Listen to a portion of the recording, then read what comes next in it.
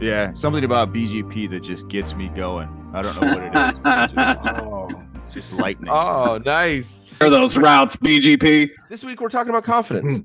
And I thought we'd start off with just really sort of, I think part of having confidence is being open and honest about those things that you don't feel confident about. One of the things I feel really, really confident, and I've never Googled this, but this is a term I've made up, is meeting leadership. So in the meeting, and this I feel much more confident when we are more in-person meetings. So reading the room, starting the meeting on time, ending the meeting on time. If something is going south, addressing it, stop if it's going in the wrong direction. So meeting leadership is something that I feel really strongly about. As it relates to IT, I am confident that regardless of how difficult things get or how bad a situation is or how bad I fail, it takes seconds for me to pull myself out of the feel sorry for yourself. I'm not made to do this, and quickly get back on that horse.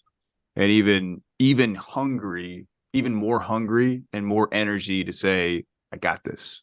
I'm ready to move on. Or I got this. Actually, really what happened is not circumstance. It's not someone else's fault. It's here's where I need to improve. Even though me approving may not have avoided the situation, right? So I'm really good at taking something and saying, hey, I'm going to learn from this. I'm going to move on. Most IT people don't lack it when it comes to knowing their technology, knowing their solution, knowing what it is they're talking about. It seems to me at least that it comes in more into play when they are working on communicating that to others, when they are working on trying to convince others that what they're saying, needs to be heard, needs to be understood, needs to be taken into account. Those types of areas. And then in leading, right? In leading a team, there's a lot of, people get promoted because they're good at their technology into a management role, and then they don't have the confidence they need to lead a team of people who are now questioning them, who before didn't question them, and who might be questioning them about things that they're not used to being questioned about, right? People that I guess I would say I have listened to that have helped me be more confident in myself, and sort of as I've gained that confidence in myself, hopefully I've been able to pass a little bit of that confidence along to my children, to my friends, to my coworkers, to my fellow misfits. I certainly like Simon Sinek. I did read Carol Dweck. She's got a book out that kind of talks over this. There are a few books out there that really sort of talk about how to build confidence. There is, some of it is, affirmations and, sort of faking it till you make it. I think Tony Robbins has a number of, I would say, sort of YouTube videos. I don't know if he's, sort of codified that into a book, but he does have a number of YouTube videos where he talks about building confidence and how he worked with the military and on training and on target practice. And that a lot of the time, the way the target practice worked in the past was they would put a target, 20 feet or 20 yards or 50 yards, and okay, now shoot at it. And okay, then they bring it all the way back in and they tell them, and Tony Robbins said, I can help you with this, and I can improve your results, like 75% or something along those lines. And the Army was like, sure, come on in, let's see what you got. And instead of having the target a long ways away, he started with the target 5 feet in front of the soldiers and allowed them to shoot at that, right? Well, obviously that's relatively easy. And then he said, okay, great. Well, now you know how to get that at 5 feet. Let's move it to 10 feet. Let's move it to 15 feet.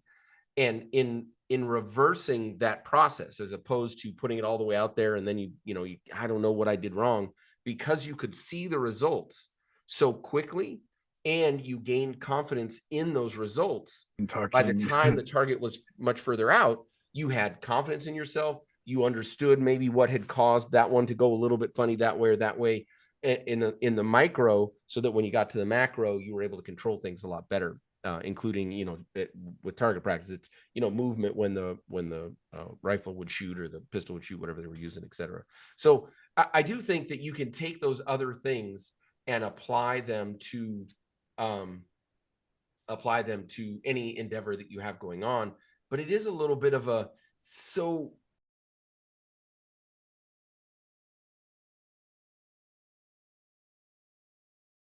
The one I just thought of was Amy Cuddy Presence, and you said "fake it till you make it." That was one of her kind of. She felt like an imposter in her whole life. You know, she was unbelievably educated and best-selling author, but her just the quickness of it is your physical presence and doing the Wonder Woman pose. So legs spread, arms chest out, very confident stance. By doing that for a few minutes before an event where you need confidence, there's something about your body and the presence and the chemicals that are released from that then give you that confidence. So it's almost the physicalness gives you the confidence, which is better than maybe an affirmation or just saying you're gonna be confident in this moment. So I really like her book, her podcast. She has a great TED Talk as well. Great TED Talk. I will absolutely admit I listen to her, and I absolutely do that before shows. Yeah, it really, and it is helpful before shows. I didn't really think about doing it maybe before going into meetings or something along those lines. I actually have an important meeting later today. I might try that as I'm on my way into that one.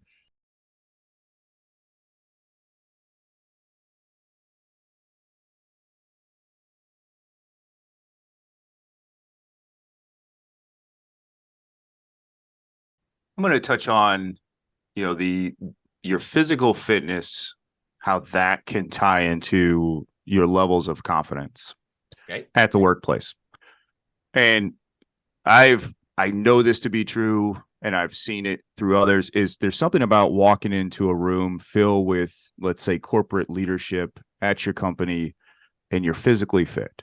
Your clothes fit, you feel good about yourself, your posture is great. And that's something that you're already winning by walking in the room physically fit. You're already winning, right? And there's this inherent respect that you will more than likely get because of that, because you've put in the time, right? You're taking care of yourself. So that's the first point I want to make.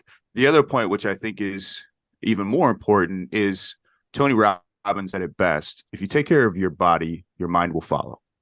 So if you, which I know everybody does to a degree, if you suffer from things like brain fog or brain fatigue or just cognitive decline as you get further into the day, there is something to be said about if you can push yourself physically to do things, say at the gym or just walking, then your mental strength, right? You're building that while going to the gym because you're pushing yourself constantly, whether you feel like it or not. You may be tired from the day before, you may be dehydrated, maybe your diet wasn't great the last couple of days, but you're still going to go to the gym and push yourself. That can easily then be applied, and it will be applied naturally to, it is 2:00 in the afternoon. I feel like taking a nap, but I'm not going to, because I've built that mental, I would say resilience, that mental, I'm going to push myself through, regardless of how tired I am. Got it. I like that. Yeah. I think the physical side of it in particular, right? All of these things generally have kind of a couple of sides to them. I think in confidence, let's just say with this chat, right? We've got the academic side of it, right? How can you be thinking about it? How can you get your mind around it? What can you be doing to try and build confidence? What can you read? How can you academically think through it? But then there's the physical.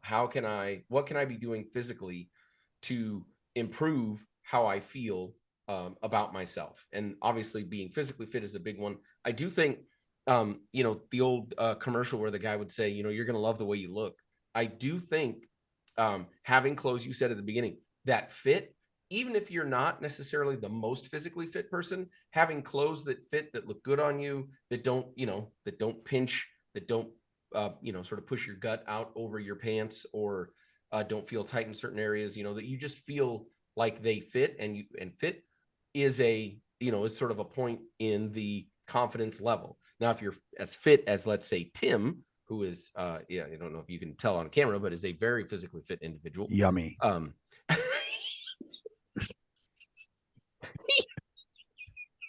he he's So deflating. he's hey Matt, he's more than just a piece of meat. Okay, he's Shame on Jerry, you, you and man. I wear extra large sweatpants, and Tim is pulling off like a Lululemon yoga pant right now. that's how that kind of could play out. But Jerry, I want to jump in there just please. real quick, and you're right about the walking into the room in your clothes fit, because you don't have to be like a Ronnie Coleman, right, to fit in your cold clothes. But I mean, if you have taken the time to be conscious about trying to strike that balance with eating good foods and still enjoying, unhealthy foods from time to time, your clothes will fit, right? Yeah. And you will feel good about yourself. But if and even maybe taking walks once in a while, or just being conscious that, hey, I need to get up from my desk and go outside and get some sun, or go and clean part. You don't have to be a crazy fitness fanatic, but if you take care of yourself, that will, help with that confidence, because your clothes are going to fit and you're not going to feel uncomfortable just sitting in a chair. Do you know one of the biggest signs of confidence? Putting an opinion out there in the world. And, if you think about your meetings and your interactions, it takes some moxie, right? To put a stake in the ground and say, this is how I think we should do something. And it doesn't matter if you're doing high technical stuff or giving a joke. You are really putting it out there. Like, this is my opinion. This is a point of view.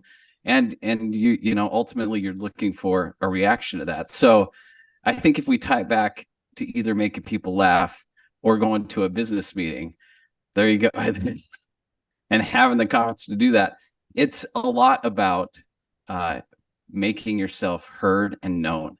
And what I would challenge anybody listening is, how are you approaching that? Right? When again, we've talked this before, but one of the best parts of joining Team Misfits is you go through training and you actually really analyze and prep yourself for all these different scenarios where the jokes can hit, all that. We do that same thing with technical stuff. We do the same in our sales presentations, or when we're pitching to management why we want budgets.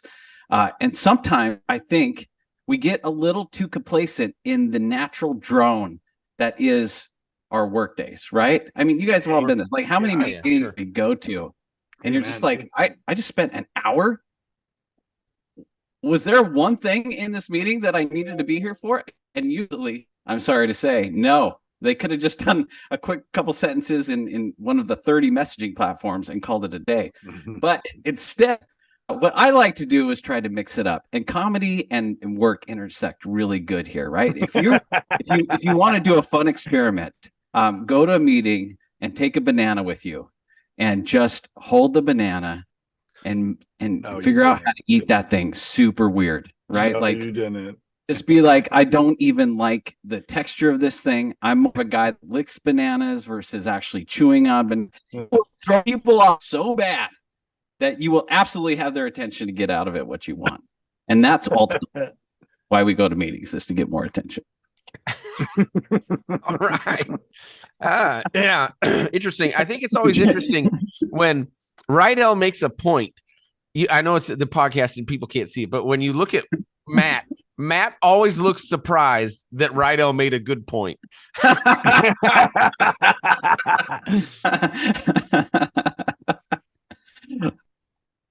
I love that, having an opinion. I mean, you said that, like, to put your opinion out there is confidence. Like, I've never connected those dots whatsoever. So the fact that you boiled it down, and Jerry wanted us to talk about, like, how do you put that into practice? How do we see that in the IT world and relate it to comedy? Like, comedy, you have to put a joke out there and see how their crowd responds.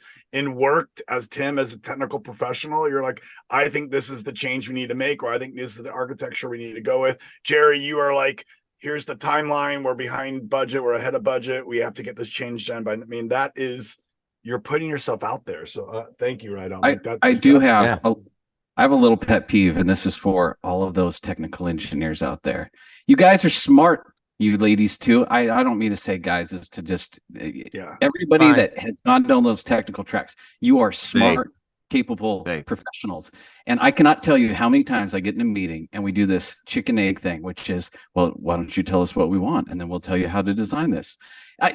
You spent hours and hours and hours and hours being the guy to bring into the person to bring into this particular meeting, and you know you're being coy, and you back off, and you're like, well, why don't you tell us? And you're like, who are these people? You're like, when I bring engineers into a meeting, I'm like, I brought you in here to tell these guys the best way to do it. That's who you are. Like, be who you are. Don't back off on who you are. Be who you are. You put all that time into it. So there's dots there that you just connected. Competence comes with studying for the cert, right? I mentioned that, which leads to confidence, right? Which means when you're in that situation and someone's like, Tim, we need to solution this. We have a deadline. What are your thoughts? I can easily say, well, what are your requirements? Yeah. Or, what do you guys, what is the governance of HIPAA tell you that you can and cannot do? Or what have you done before? Or do you guys want to go to the cloud?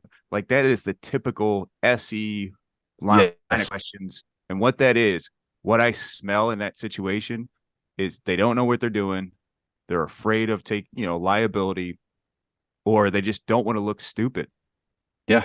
And all those things can be resolved by the confidence that comes from the competence, right? I've been in calls with people that they don't speak very, very much, but when they do, it's so powerful.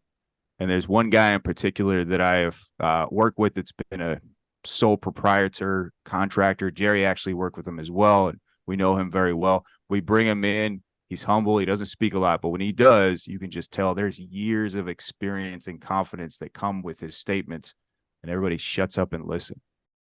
All right. Well, it's been a great meeting, and thanks everybody for joining. Normally, I would say thanks to my fellow Misfits, but with everything that we talked about today, why don't we let the Misfits say kind of goodbye, each say goodbye themselves. My name is Matt Campese, former CISSP, former CCNA, both expired 10 years plus.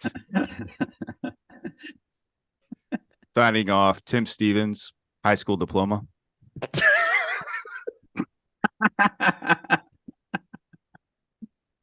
This is Rydell Nielsen, MBA, and Albertson's shopper card holder.